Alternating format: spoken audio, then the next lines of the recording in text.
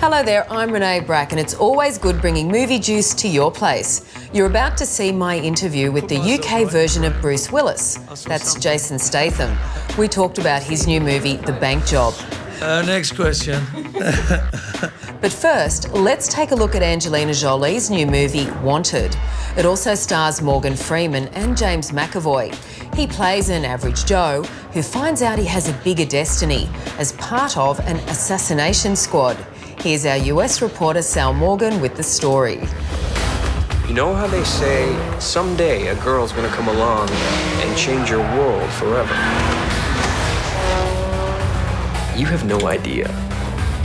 Angelina Jolie is your mentor in this film. Tell me what it was like to work with her, and have you got any dirt on her that you can share with us? Because she almost seems too good to be true. She was my mentor and my tormentor in this film. She kicked my backside raw.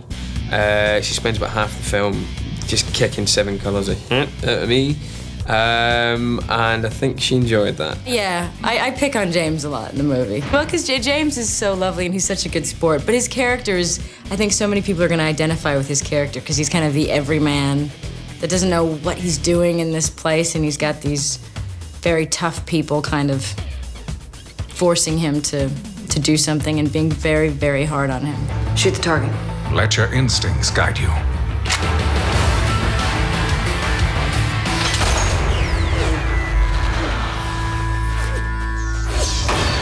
Wanted is incredible to watch. Tell me, what did you go through to come up with all these amazing visuals? Just to follow yourself, to follow your imagination, nothing else. What do you think the main message of the film is? The main message is be yourself and don't give up. Can you describe Timur's vision? Warped. His vision is warped and twisted, and it's all the better for it, I think. The action is absolutely incredible. Did you do that many of the stunts yourself? I did probably about half of the stunts myself, I'd say. Maybe a few more. But I was very lucky to have a great stunt double who really did help me out. But I got to do some pretty gnarly stuff myself. I was very proud of it.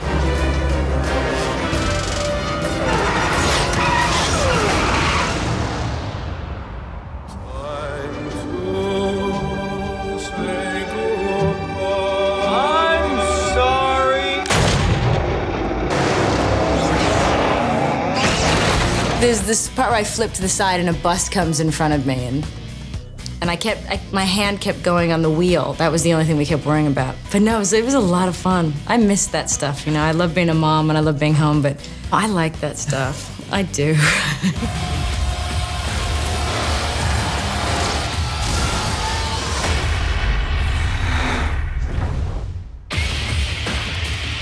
What does the word skinhead conjure up for you? Images of violence and neo-Nazis? A movie called This Is England provides a different perspective into UK council estates in the 1980s and the second wave of skinheads finding their place in that culture.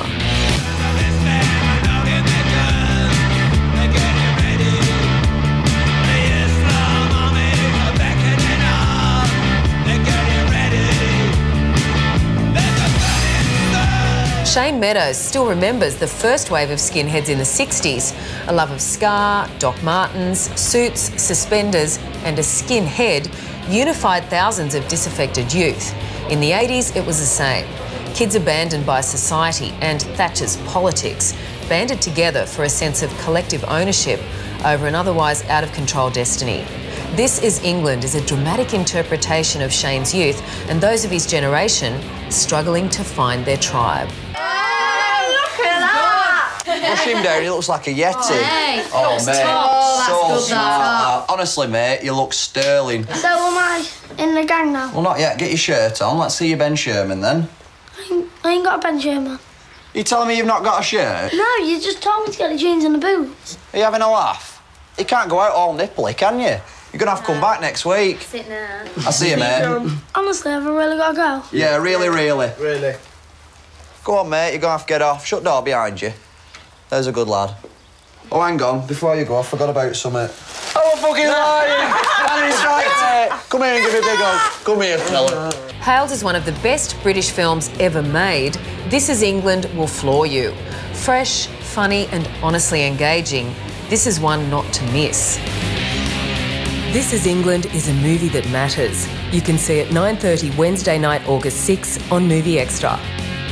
Now we've got something we want to give you for free, so grab your chance to score one of 20 double passes to see Jolie, as well as 15 double passes for Sydney-siders to go to the premiere. All you have to do is go to moviejuice.com.au, hit freebies, enter your details and tell us in 25 words or less, if you were all alone in the future, where's the first place you'd go and what would you do? I was really looking forward to sitting down with Jason Statham for two reasons. One, he's more like Bruce Willis than Bruce Willis is sometimes. And two, his new movie, The Bank Job, is good. And it's based on a true story of a successful robbery. In fact, the real robbers could be watching right now. It's a once-in-a-lifetime opportunity, Terry. We can't pass it up. We are not bank robbers. Maybe that's why we could get away with it. Put everything in a bag and let's go. Police last night were trying to home in on a £300,000 bank raid. 300 grand? More like 3 million. Now, you've done a few heist movies. Is there what in particular attracts you to those kinds of scripts? Well, particularly this one, I wanted to make a film back in London and, you know, I hadn't done one for quite some time since, you know, it'd been several years since I worked with Guy Ritchie.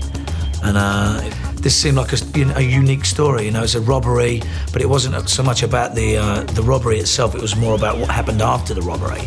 And, you know, the interesting fact is, although we're the criminals making this, you know, this robbery at the time, we end up being the most innocent people involved in this whole thing. And, you know, these guys, they sort of go in there, they're not sort of going in there with machine guns and balaclavas, they're not sticking, you know, barrels up anybody's nose and, you know, they're not like violent criminals, they're just tunneling in, sneaking out and getting away with something that, you know, they really shouldn't be having. Well, someone shouldn't be hiding, put it that way.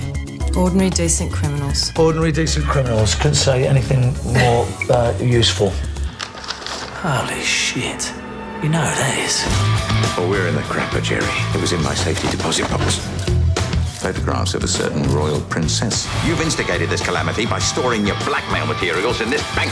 If we don't get onto the case quickly, God knows what will happen to our photographs. What did you know about the robbery prior to doing the film? Because it is one of the lesser-known ones, but it's actually netted heaps more dough and loot than any of the others. It's hard to sort of recount what happened because, like I said, you know, there was, you know, 4 days of media coverage, so it is kind of strange. So you have to ask the question, why did they put a gag to the press? I mean, what was the reasons behind that? So, you know, you only have to put 2 and 2 together. You do realise that there was, you know, at the time there was someone that was using blackmailing materials, you know, the political side, the scandal that they were providing with all the, you know, the prostitutes and the brothels that they were in and out of, and you just, you know, you understand what was in those boxes, and you know, you understand why that gag was put upon the press. Did you see the photos?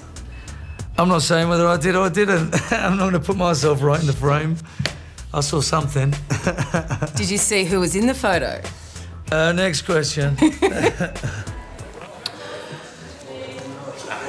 So we're going to sit here all night making small talk? I know you, Terry. And I know your mates. You've always been looking for the big score. The one that makes sense of everything. I liked your character's name too because it sounded like doing the impossible tearing leather. Because it would be... Tearing leather, yeah. It would be a very tough thing to be able to do. It's quite a tough name, isn't it? Tearing leather. You're very, very good at playing a tough guy. Well, it's all trickery, camera trickery and movie magic, that's all. You know, I'm a big softy deep down. You get all your nasty pictures. We get indemnity. And we want it signed, sealed and delivered by a public figure. How about the Prime Minister? Yeah, you'll do, if you can drag him off his yacht. Oh, I've seen this face before. He's an MP. The old bird. Well, that's all, folks. Movie Juice is over. But make sure you check us out next time as we've got a special devoted to the Melbourne International Film Festival and a whole host of big interviews, including the godfather of the zombie genre, George A. Romero. Yes. You'll also get a taster plate of films from Pakistan, Ireland, all around the world. See you then.